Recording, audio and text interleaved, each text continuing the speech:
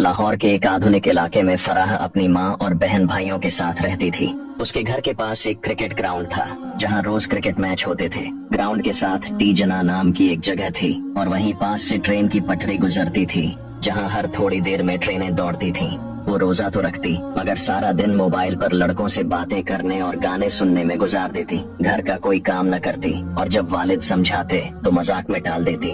रोजा रखना ही बहुत बड़ा काम है, बाकी सब फजुल है। उसकी माँ भी ऐसी ही थी, दौलत को सबसे ज्यादा अहमियत देने वाली, शौहर और नेक बेटे को दबाने वाली और बेटियों को आजाद छोड़ने वाली। फराह की बहन भी उसी की तरह थी। इन दोनों को न रोजे की कदर थी न इबादत की, मगर जब घर वाले देखते तो फराह इबादत का झूठा ड्रामा करने लगती। तस्बीह हाथ में लेकर बैठ जाती ताकि सब यही समझें कि वो नेक है। फराह का बाप एक मेहनती मजदूर था जो सुबह काम पर चला जाता और रात को थका हारा घर लौटता, मगर जब वो आता तो बीवी उसके साथ नौकरों जैसा सलूक करती। वो खाने के लिए कहता तो वो तंजिया कहती, इतनी मेहनत करते हो फिर भी शिकायतें करते हो, खुद जाकर खा लो। जब वो अपनी मेहनत की कमाई घर लाता तो बीवी जबरदस्ती उसके हाथ से पैसे छीन लेती और पूछती, पूरे पैसे कहाँ हैं? एक एक रुपए का हिसाब दो। अगर शौहर कुछ पैसे अपनी जरूरतों के लिए रख लेता तो वो चीखने लगती, ये पैसे मेरे हैं, तुम्हें अपनी कमाई रखने का कोई हक नहीं। दो भाई, एक माँ का गुलाम, दूसरा बाप की तरह मेहनती फराह के दो भाई थे।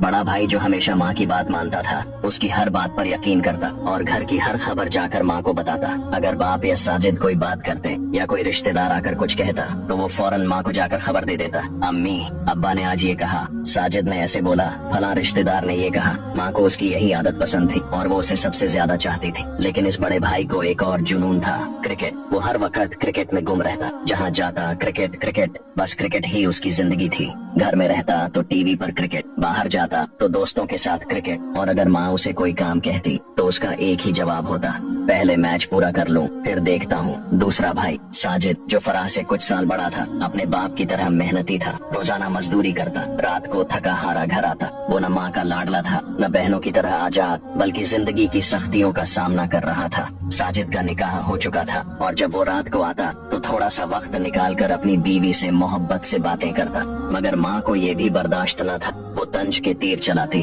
अब बीवी के बगैर 2 मिनट नहीं रह सकते। माँ के लिए वक्त नहीं बचा, बस बीवी ही सब कुछ बन गई। तू भी अपने बाप की तरह बीवी का गुलाम बन गया। रमजान की खूबसूरत रात, फराह पर अल्लाह का अजाब। एक रात जब सब लोग तरावीह पढ़ रहे थे, फराह और उसकी बहन मोबाइल में मग्न थी। अचानक फराह का जिस्म कांपने लगा, आंखों के आगे अंधेरा छा गया और वो जमीन पर गिर पड़ी। बहन खौफजदा हो गई। वो फराह के करीब आई और उसकी बेहोशी में सवाल करने लगी, फराह तुम्हें क्या हो गया? ये सब क्यों हो रहा है? कहीं तुम्हें अल्लाह के अजाब ने तो नहीं पकड़ लिया? मगर फराह कुछ न बोल सकी, उसकी जबान बंद हो चुकी थी। फराह को फौरन अस्पताल ले जाया गया। डॉक्टर ने कहा इसका इलाज मुमकिन है मगर काफी पैसे लगेंगे। माँ के चेहरे का रंग बदल गया। वो जो सारी दौलत जमा करने में लगी रहती थी, आज जब बेटी की जिंदगी बचाने का वक्त आया तो वो कहने लगी, इतने पैसे मेरे पास नहीं है, मैं ये खर्च नहीं कर सकती। बड़ा भाई भी माँ की तरह ही था, वो भी खामोश खड़ा रहा। मगर साजिद आगे बढ़ा, उसने अपनी सारी जमा पूंजी निकाली और फराह के इलाज के लिए दे दी। अल्लाह ने रहम किया और इलाज के बाद फराह ठीक हो गई।